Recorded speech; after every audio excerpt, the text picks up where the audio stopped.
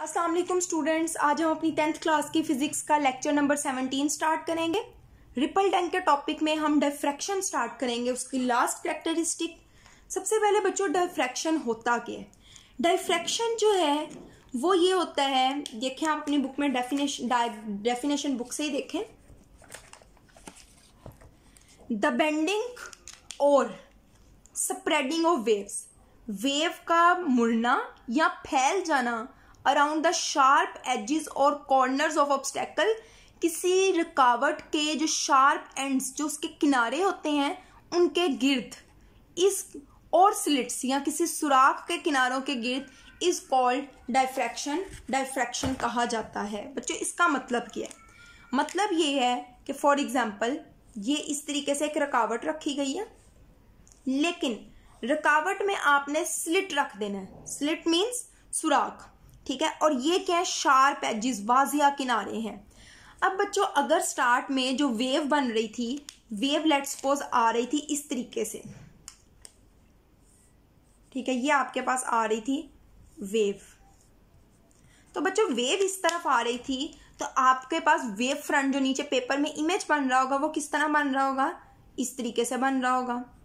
ये ट्रफ है, फिर आगे क्रस्ट, फिर ट्रफ, ये लाइट एंड डार्क कलर्स में इस तरीके से बन रहा होगा।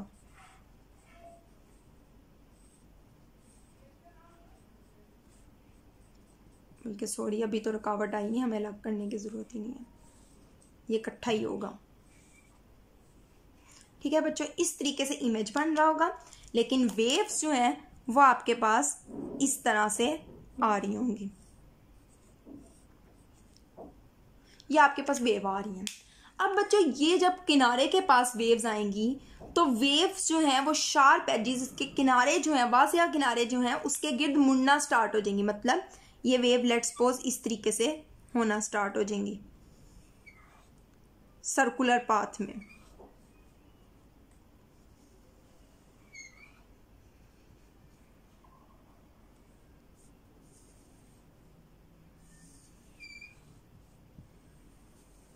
ठीक है बच्चों, तो ये डिफ्रैक्शन होता है कि जब वेव जो है वो इस तरह से किसी रुकावट के जो इस तरीके से स्लिट्स होते हैं वहां से जब गुजरती है, तो गुजरने के बाद वो क्या करती है, अपने ये जो है सर्कल्स में मूव करना स्टार्ट कर देती है। और बच्चों वेव फिर कहाँ जाती है? ये वाली जो वेव्स हैं वो इस तरफ की तरफ जाना स्टार्ट हो जाएंगी, ठीक है, और ये वाली जो वेव्स हैं वो इस तरफ आना स्टार्ट हो जाएंगी। तो इस प्रॉपर्टी को डिफ्रैक्शन ऑफ वेव्स कहा जाता है।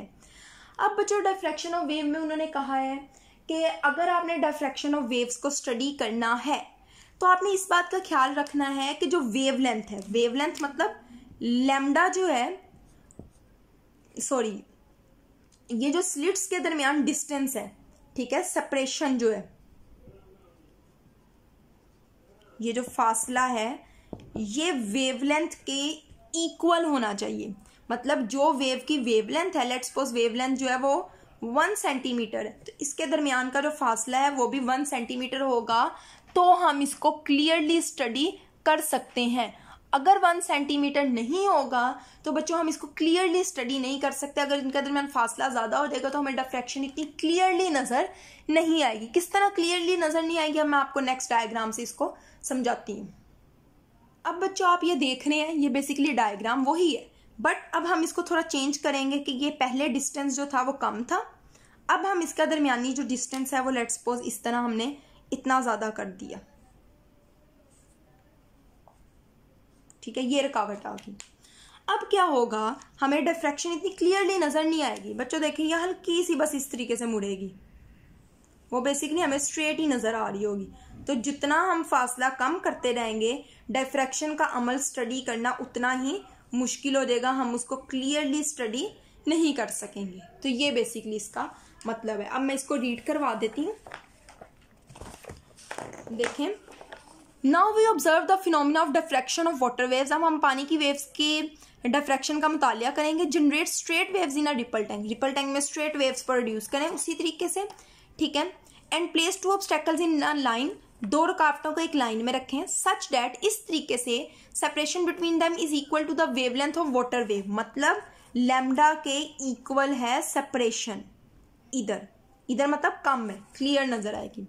After passing through a small slit, छोटे से सुराख से गुजरने के बाद, बिटवीन टू ऑब्स्टेकल्स, जो दो रुकावटों के दरमियान मौजूद है, the wave will spread in every direction and change it's almost semi circular pattern. वो कह रहे हैं कि वेव हर तरफ फैल जाएगी, ठीक है, वेव हर तरफ फैल रही है और जो उसके वेव फ्रंट है वो तकरीबन सेमी सर्कल मतलब हाफ सर्कल्स की फॉर्म में बेंड होना, उसका पैटर्न जो है वो हमें पेपर में नजर आना स्टार्ट हो जाएगा। Diffraction of waves can only B observe clearly if the size of obstacle is comparable with the wavelength of the wave. वो कह रहे हैं कि अगर उसका जो फासला है वो वेवलेंथ के साथ मुआवजे के काबिल है, मतलब उसके बराबर या थोड़ा सा ज़्यादा कम है, तो हम डिफ्रैक्शन ऑफ वेव्स को क्लियरली स्टडी कर सकते हैं जैसा, बट अगर नहीं है तो वो हम नहीं कर सकते, जैसा कि ये दूसरी डायग्राम में दिखाया गया। देखें, shows the diffraction of wave, the diagram shows the diffraction of wave while passing through a slit with larger than the wavelength। यहाँ जो है वेवलेंथ जो है वो सेपरेशन के इक्वल नहीं है, ठीक है, बल्कि क्या है, ज्यादा है। ओनली अ स्मॉल डिफ्रैक्शन अकर, तो थोड़ी सी डिफ्रैक्शन शो होगी, वो भी सिर्फ किनारों के करीब करीब। Only a small diffraction occur near the corners of the obstacle, किनारों के सिर्फ करीब करीब डिफ्रैक्शन शो होगी। तो बच्चों अब जरा हम रिपल टैंक का थोड़ा सा ओवरव्यू ले लेते हैं कि हमने रिपल टैंक के टॉपिक में पढ़ा क्या है और किस तरीके से आप ये क्वेश्चन तैयार करेंगे। तो बच्चों सबसे पहले जो हमने रिपल टैंक का क्वेश्चन पढ़ा है उसमें हमने रिपल टैंक सबसे पहले हमने उसकी पढ़ी डेफिनेशन। ये पहली हेडिंग थी, तारीफ। उर्दू मीडियम वाले क्या हेडिंग बनाएंगे, तारीफ, ठीक है बच्चों। दूसरी हेडिंग जो थी वो हमने पढ़ी थी कंस्ट्रक्शन की, बनावट की, ठीक है, उर्दू मीडियम वाले साख्त या बनावट लिख लेंगे। और थर्ड हेडिंग जो हमने पढ़ी थी बच्चों, बल्कि आप इसमें इस तरह करें कि कंस्ट्रक्शन के अंदर चाहे आप वाइब्रेटर की अलग से भी हेडिंग बना सकते हैं, छोटी सी, ना भी करें तो आप कंप्लीट भी लिख सकते हैं। थर्ड हेडिंग जो हमने पढ़ी वो हमने पढ़ी कैरेक्टरिस्टिक्स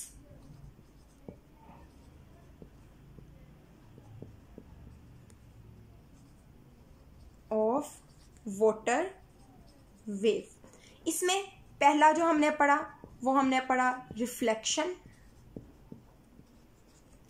सेकंड जो हमने पढ़ा वो हमने पढ़ा रिफ्रैक्शन, लास्ट में जो हमने पढ़ा वो हमने पढ़ा डायफ्रैक्शन। तो बच्चों जो क्वेश्चन आएगा आपने उसके साथ डायग्राम बनानी है। रिफ्लेक्शन में आपने 2 डायग्राम्स पढ़ी थी, रिफ्रैक्शन में भी 2 पढ़ी, डायफ्रैक्शन में भी आपने 2 डायग्राम्स पढ़ी हैं। तो आपने इसको एज इट इज़ बनाना है और इसकी अच्छे से प्रैक्टिस करनी है। तो इंशाल्लाह हमारा चैप्टर कंप्लीट हो गया थ्योरेटिकल पार्ट। कल से हम न्यूमेरिकल स्टार्ट करेंगे। न्यूमेरिकल्स भी हम एक्सरसाइज के 4 कर चुके हैं। इंशाल्लाह 1 या 2 दिन में हम ये चैप्टर जो है वो कंप्लीट करेंगे। आज के लिए इतना ही। अल्लाह हाफिज़।